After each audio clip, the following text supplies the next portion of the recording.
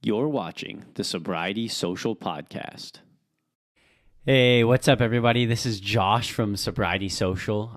We're just here for one more episode with my dad, George Hill. I'm pretty excited about this episode. I think the last two that we've done have been a little bit more heavy, a lot to chew on. I think in this episode we're gonna have the chance to get a little more personal and kind of talk about my story a little bit, as well as his perspective as my father and kind of his insight into what he was seeing in me and kind of what he was seeing begin to happen. We're here. It's a little bit later tonight. He flies out in tomorrow, and so we wanted to get one more episode in before he headed home. I think I'm excited to be able to keep bringing him on for more episodes in the future, but we just really wanted to take the chance to get this episode in today. So yeah, what are you most excited about getting to get back home? Yeah, just getting back to see my wife Sherry, and it's always good to go home. No matter where you go, it's always good to go home. Yeah, absolutely. Yeah. So yeah, so something I was really thinking about that could be interesting to talk about in this episode, like I said, is just kind of about kind of like your perspective through my journey and through my kind of discovering that I was struggling with an addiction. I know this is a really, really can be a difficult question to ask, or a difficult topic to address, just because you and I would both agree that there's things that have happened cumulatively throughout my entire life that may have led to this, some different reasons why I viewed myself the way that I viewed myself, or you know what I mean. Yeah, we had definitely had some struggles in our own family. Your mom, I mean, I don't know if the audience knows, but your mom had lots of physical issues in her life, and it'd be fun to have her on here to tell you about her story. But I mean, she had cancer when she was 12. But as far as when you were around, she had heart difficulties, a lot of challenges with her heart, and ultimately ended up having a heart transplant. I remember one specific time we were sitting around the kitchen table, and we talked about everything around the kitchen table, and I remember asking you, well, it was a general question to everybody, were you afraid that Mom was going to die? And you said yes. You said, yeah, you were afraid that she was going to die. You were probably in junior high back then. And that was a significant event. I remember that being real significant for me, listening to your answer, but being very real about how you felt about Mom's physical issues that she had in her life, health issues, or whatever you want to call them. And from then on, I mean, we were in and out of the hospital. I remember spending over 30 days, almost 40 days in the hospital. I don't know how old you were. Do you remember this? And you were in there for Christmas? Yeah, I do remember that. I remember that event very specifically.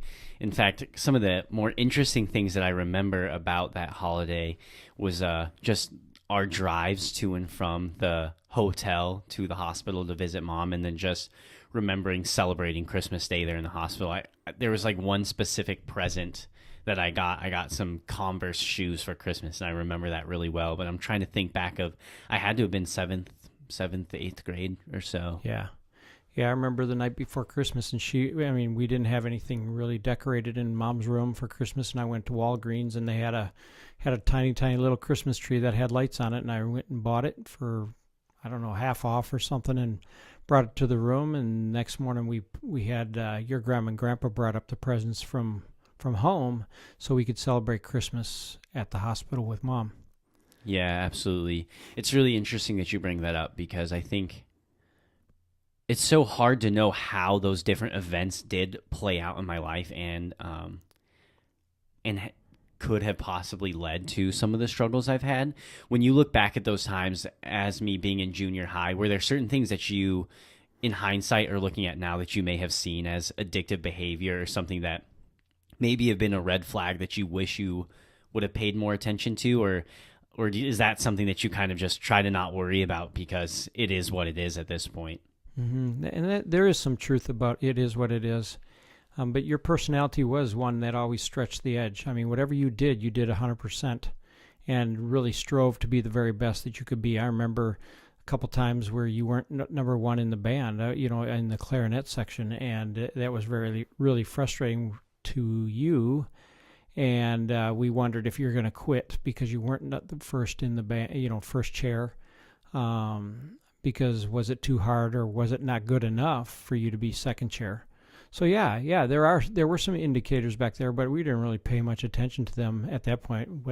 What's typical junior high or high school behavior, or what is potential addictive behavior? I don't know. I don't know the answer to that, but there were some times where we felt like, is this really where you should be?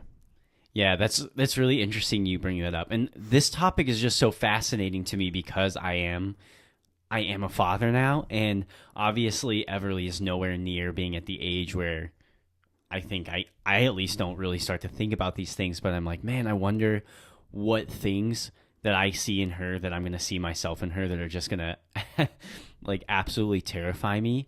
But I heard an interesting thing the other day at work that my boss was talking to me about, how they had they did a study where there was two groups of kids and they were doing the same puzzle, and group A did the puzzle and group B did the puzzle, and they both finished the puzzle. But group A, they told them, you guys tried so hard.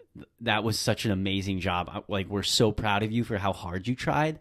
And then group B, they told them, way to go. Like, you finished the puzzle. We're so proud of you because you finished it. And then what they did is then they came in and then they gave the two groups a more difficult puzzle. And the super interesting thing about that was group A, the group that was told, like, amazing job, look how hard you tried. They were super excited to do the puzzle again, and they almost all finished it. But group B, who was told, you finished it, like A+, you finished it, they didn't even want to attempt it because they felt their self-worth in their ability to accomplish the puzzle. And so they were afraid to even start. They didn't even want to start. And it's interesting because I think I sense that feeling. I never in a million years felt like you guys expected me to be first chair, but there's something about my personality that second best was never good enough. And I think that that's part of the reason why it was so hard for me to admit that I needed help. Fast forward 10 years later when I was needing to go to rehab, where it was so difficult for me to say that I needed help, because then I had to admit that I wasn't the best, that I didn't have it all figured out. And there was I remember you talking about coming out of treatment, some of those issues of, talking about yourself, really focusing on yourself, like having to measure up, and that being a part of your treatment, and understanding how you focus on yourself and not as much on other people like you do now, as far as your listening behavior, focusing on yourself versus focusing on the other person. You always, those types of issues. And I've always wondered about that as well. How that perceives to other people, and how you perceive it for other people as well. So I don't know if that has anything to do with anything. I just know that how we view ourselves always has a big impact on who we are. Yeah, absolutely. So with that being said, so maybe at a young age, something that you really saw in me was just kind of some like self-image issues, as far as really having a problem being not first place, being second best, or even just humbling myself to like somebody else's authority. So fast forward, in my like late teens, early 20s, what were some of the things that you were observing that really started to raise red flags in your and mom's head? Yeah, probably inconsistency of behavior, I would say. Things like you'd come home after work and you'd say, it'd be like midnight, and, I'm just going over to my friend's house. We're just going to watch a movie. I'll come home right after a movie. Or things similar to that. Just that inconsistency of your behavior. Saying you're going to do one thing, but thinking that you're going to knowing that you were going to do something else. And there were times that we wondered. I'm not sure I even know the specifics, but I remember times in my mind wondering what was going on, but too nervous to ask you the deep, hard questions at that point. Why do you think you were too nervous to ask those questions to me? It's probably some denial for myself, the denial of, is he really doing things that he shouldn't be doing? And really in the background, hoping that it wasn't true, and wanting to give you the benefit of the doubt. But in the back of my mind, very nervous about what you're doing. Your mom wasn't as nervous. She's always been real steady. I'm the one with up and down emotions with it all. And but I do believe that that inconsistency of your behavior would always create some red flags for me, and I just didn't know what to do with it sometimes. I just didn't know what to do. Yeah, I really appreciate what you're saying, and I think it's hard, right, in hindsight for you to even, I guess, feel like even talking about this, I think is difficult to admit these things, right? Like, why didn't I just say anything? And why didn't I have the courage to say something about somebody who I care about so deeply, but I wanted so much for you to succeed and for to be the person I thought you should be? And some of those were false expectations on my part too. Mm-hmm. Whatever I think we're a product of how we were raised, and that includes my parenting abilities for you.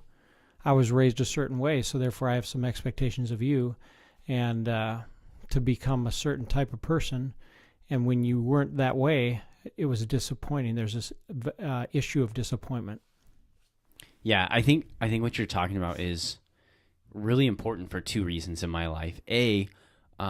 Now that I've had some long-term sobriety under my belt, what you're talking about is super important for me to be aware of now. So, like, I always talk about how you relapse way before you take that drink. Like, if I ended up relapsing and drinking again, it started way before I put that bottle up to my lips. And so it's so important to be able to recognize what were the patterns that led up to that destructive behavior, because if you can catch it then, you could end up saving your life. And I think that that's one of the major issues that you're talking about right now is, am I showing up where I say I'm going to show up? Am I being a man of my word?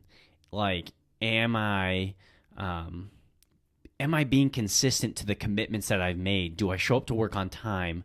Do I finish my deadlines? Do I say what I'm going to? Do I do what I say I'm going to do? And if I feel like those things are starting to slip, like, those are things that I know that you and Heaven, my wife, are looking for very specifically. If I start to falter on those things, there's major red flags coming. And so I guess that's something I just think about, that I want to encourage people who have some sobriety under their belt to really do some self-reflection and thinking about, what were some of those things that I was doing before I used that led up to that behavior, and how can I, like, have that in my tool belt to know that those are things that I need to be looking out for?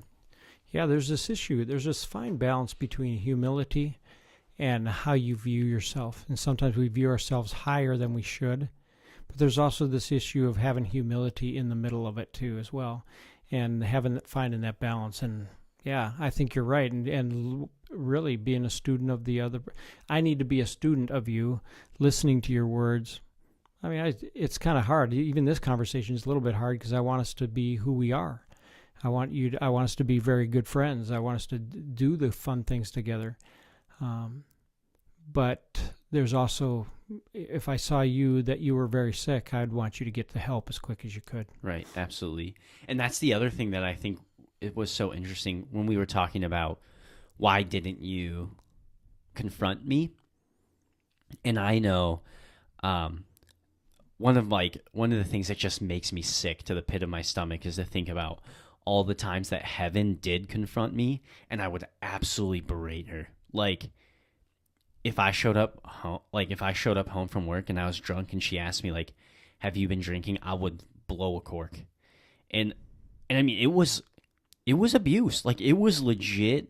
Like, the way that I treated her like I never like laid a hand on her, but it was for sure mental abuse. And just the way that I would absolutely just rip into her, and when she would confront me, and it terrifies me to think that, like, I hate the fact that I ever did that to her, and to think that I'm sure I probably would have done the same thing to you. Mm-hmm. Right. And yeah, exactly right. And I think, that fear of the conflict, my personality avoids conflict at pretty much any cost, but I know and knew that I needed to cross that barrier.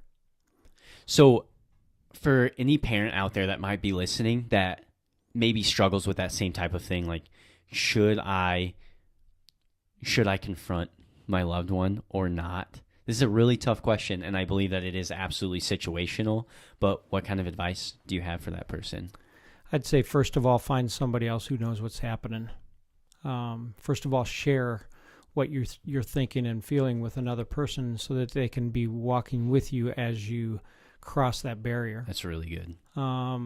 So another thing, I would find somebody who has experience with addictions, somebody that somebody you trust that can coach you through it as well. So you don't want to do this by yourself. It'll just tear you up. Yeah, I think the other thing too that I think about, for me, one of the most difficult things to believe, but it's so essential, is to understand that, like, God is in control. And I believe with all my heart that God grabbed me and pulled me out of that life. And he put me in treatment here in Minnesota because he has big plans for me. And so to understand as a parent or as a spouse or as a loved one, to understand that, like, you do have a responsibility to love this person, but you also have to understand that, like, you are not in control. And it's unbelievably difficult, but it's important to realize. So there is a question that I would have for you. Is there anything I could have said that you would have heard or responded to in a positive way? And I'm not sure there is. Yeah, definitely not. Now that I have some sobriety, I value your opinion higher than almost anybody I know. Like, probably aside from my wife, you and Mom and my brother understand me better than anybody else. And so I guess I would say to people who do have some sobriety under their belt, they need to be listening to their families. Like, they need to be listening to their loved ones, because those are the people that know them better than anybody and care for them better than anybody. And if you are currently struggling with addiction, and trust me, hear me when I say this, I know how hard it is to hear your loved ones call you out. And as much as you don't want to listen, if you have any ounce of ability to hear their words, please hear them when they're telling you that something is going wrong. But to answer your question directly, I don't think that there was anything that could have happened. You see, Josh, I think that there was a moment when I knew that you were gonna get the help that you need, and that was when you said to me, I can't do this any longer. I'll do whatever you tell me to do. And I knew that there was an attitude of submission at that point. I don't know that there was anything I could say. So there is an aspect of what should I have done? And I believe that loving you, continuing to be there for you no matter what was going on is part of that process. But there's also boundaries. There's boundaries that I could not cross or would not cross.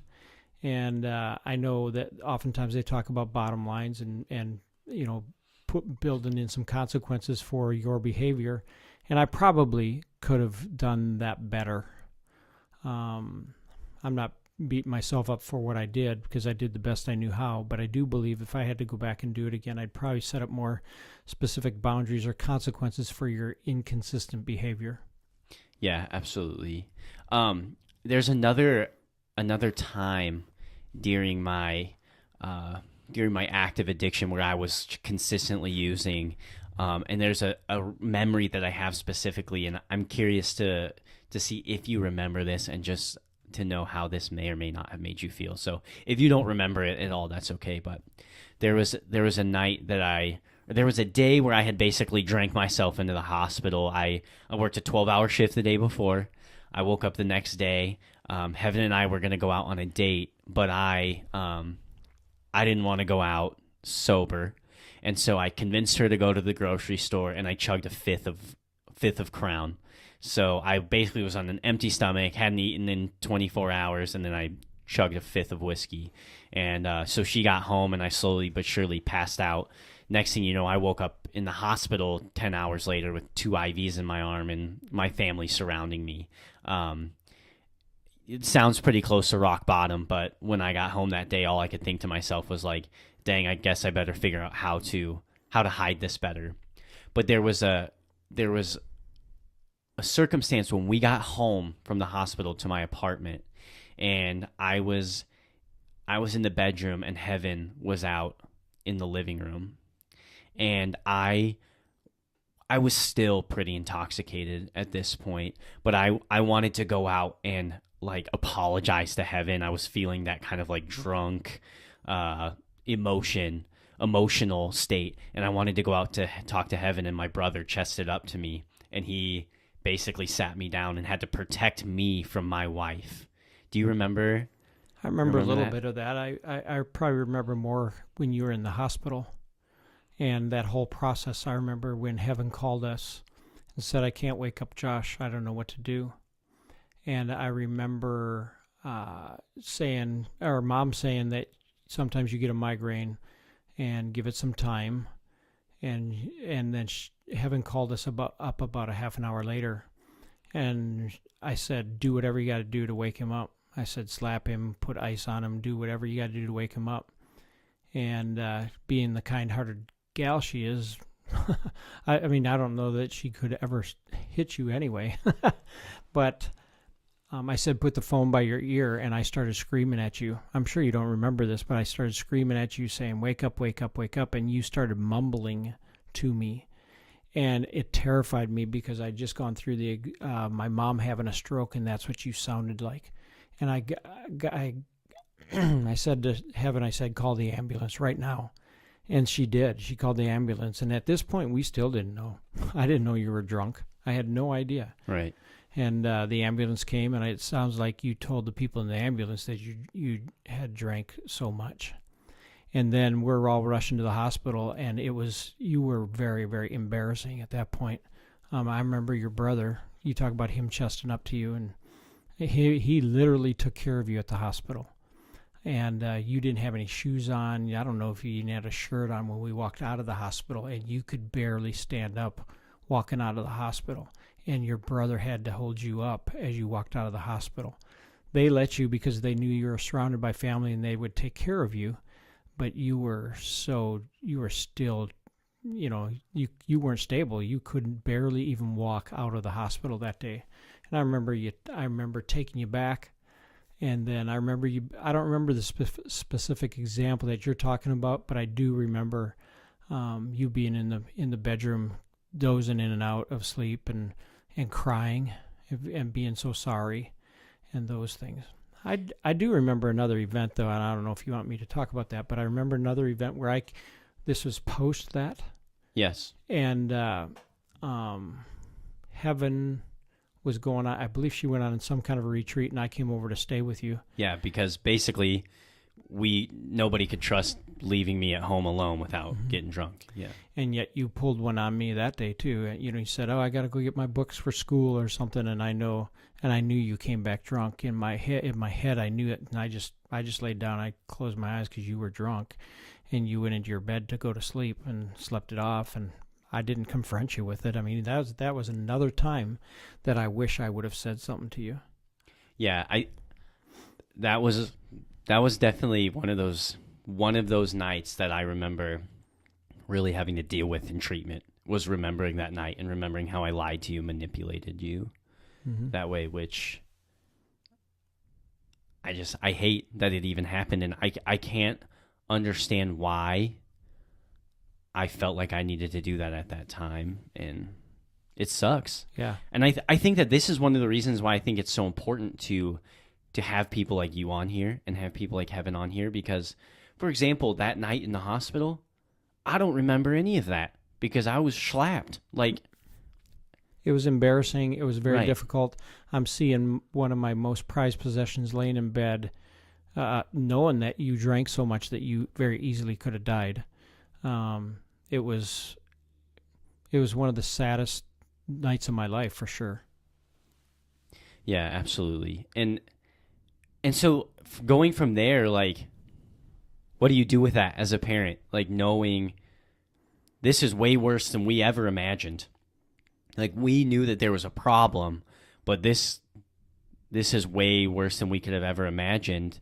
You know, I remember we met and had an intervention, and I started to go to AA meetings.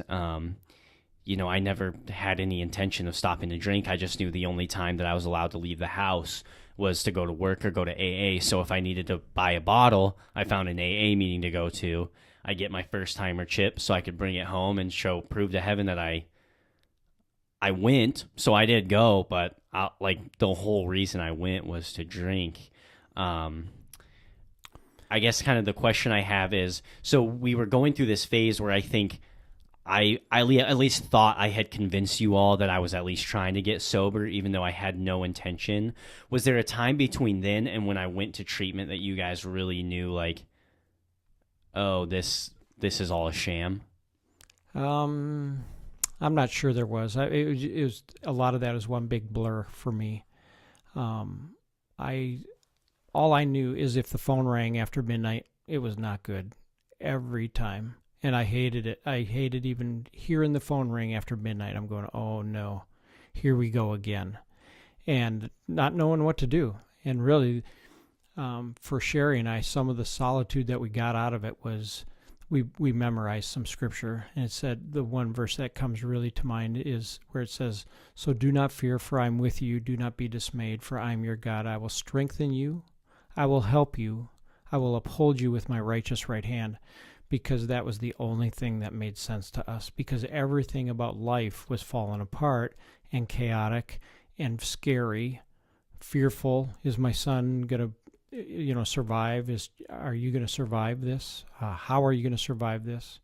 Wondering if we were going to get a phone call, whether or not you were dead or not. And those are the kind of things that went through our mind. Yeah, absolutely. So fast forward, I'm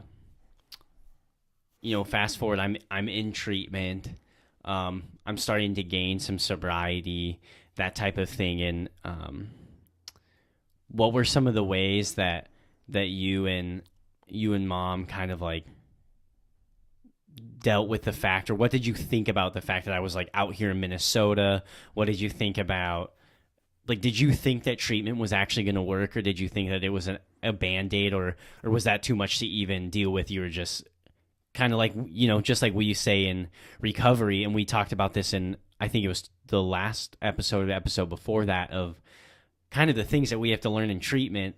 You as my parents had to go through the same things, and dealing with those same things, was it kind of just one day at a time? Yeah, but we didn't have the structure that you had in treatment. Here you're in treatment and we're going, what do we do? What are we supposed to do? You're in treatment dealing with what you have to deal with day by day, hour by hour.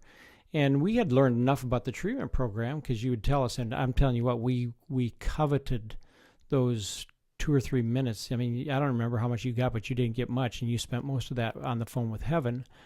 But we craved and coveted those few minutes on the phone, just hearing your voice, knowing that you were okay. The other thing is we did our best to stay connected to you while you were in treatment, sending you care packages, making sure, you were in Minnesota. The weather is like crazy cold, and I was so concerned that you were going to even stay warm. And, right. I remember sending you little care packages because you could get some food and those kind of things as well. Yeah. So at what point did you guys kind of feel like, oh, he's getting sober? I don't even know if you guys are at this point yet, but was there a point where you felt like you could maybe put your guard down, or at least feel like there was no longer this sense of fear of like he's 2 seconds from snapping, that maybe there was something actually switched in his mind? Yeah, I'm trying to think of that right now, the answer to that question. I think it was a combination of lots of things. I think one of those things was we heard your honest feelings and emotions about how you feel, how you felt. And sometimes right now it even makes me nervous sometimes about, are you being real? Are you sharing what you want us to hear, or are you sharing what you really feel? Now, one of the other things that, and I knew that in the treatment, or right when you got out of treatment, that you seemed to be talking very truthful to us, talking about how you are dealing with the emotions. And some of those weren't very comfortable to hear. I'm trying to remember some of those things, but I remember the issue is of truth, that you were you were talking truth about how you felt about you. I also knew that you were connected with some other people that were helping you with your sobriety, the leaders of your treatment program. Yeah, they seemed like crazy solid people, and that encouraged me in your walk towards sobriety. That really helped me to feel like, you're in a solid, stable place. But to be honest with you, even today, there are times, it's not very often anymore, but I still worry. There's times of worry of, what are you doing? Like not long ago, you went to a Minnesota Twins game, and I mean, there was one time a while back you talked about going by yourself to a Minnesota Twins game, and I'm going, are you sure? I mean, I was honest with you. I said, are you sure you want to do that? Because you go to a Twins game, any sporting event, there's alcohol everywhere. Yeah. I don't care how old you are. I don't think it's a healthy thing for you to go to a sporting event by yourself. Yeah, and I think one super great thing to build on what you're talking about right there is, because you said that to me, I didn't go. Mm-hmm. And I'm super grateful for that. I mean, like, who knows what would have happened, but it's kind of like I was talking about earlier, is understanding that, if he's saying this to me, it's for a reason, and I shouldn't take that lightly. And I appreciate it. Like, I don't want anybody around me to ever feel like they can't be straight up or honest with me about if they're nervous, because it's never ill-willed, ever. It's only because you love me and care about me. Right. And I made a commitment to myself that I was going to be a man of courage as well. So when I think a thought, even if it's difficult, I do my best to say it to you. And so that was one of those times. I heard you had mentioned that you were going to a Twins game. Who are you going with? I have the afternoon off. I can go on my own. Well, I had the courage I had made a commitment to be a man of courage to ask you that question. Yeah, absolutely. I tried not to be condemning. I really honestly did. I tried not to tell you what to do or be condemning about it. But it was just kind of an attitude of, hey, check yourself on this. Yeah, for sure. Now, we do have that relationship. There's the key factor. I don't know that everybody has that relationship, that somebody can speak that much truth into them. I understand that part of it. Yeah, absolutely. So just for the sake of time, because I think we're kind of coming close to where we'll want to wrap up the episode, I want to ask 2 questions to finish up. The first question, and we can just start with this first question, would be, so post-treatment, post me getting sober, what would you say is like one of the best memories, or one of the most fulfilling memories of like time that we spent together, where you've just kind of thought like, thank God that he's sober? Oh gosh, I could say several, but one of the biggest joys of our life for Sherry and I is to see you in heaven together. I mean, we could talk for an hour about the relationship of yours and heaven's, and how you navigated that, even from the standpoint of parents. But seeing you in heaven together, happy, doing fun things together, that has brought me great joy. That's probably one of the events that has just, the relationships around you that are healthy, that you came down to Salida, where we live, and enjoyed the time. Hey, I want to hang out with you, Dad. I mean, those are priceless. Yeah, that's awesome. And then secondly, and this will kind of lead into my question, but I just want to say how unbelievably thankful I am for you being willing to be my guinea pig here.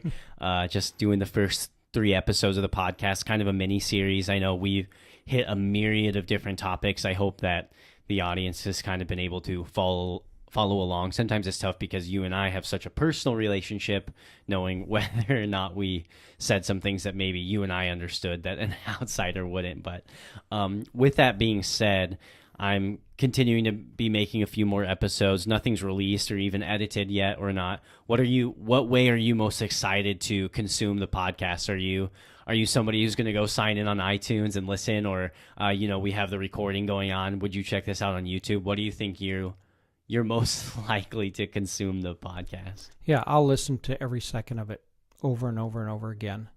I'm convinced, because I'm excited about you and I'm excited about where you're headed. I would say that about my other sons, about what they're excited about. I try to be excited about and get involved in and listen and try to listen the best I can. But I'll listen to every one of them for sure. Well, thank you so much, Dad. And like I said, I know we'll be bringing you on the show more often. I think that you, as not only as my father but as a counselor, have some incredible insight and just relationships that you've built and what you're learning about recovery. So I 100% appreciate your insight, and I love you. I love you too, son. I'm super thankful for you. Well, love you guys. Thank you so much for listening. I'm super excited to get this stuff out there for you all to hear. And, as you continue to get on and listen, I'd love for your guys' insight, for you to comment. Let me know what you're thinking. You'll be able to find more episodes on my website, on YouTube, all that stuff. But love you guys. Have a good night.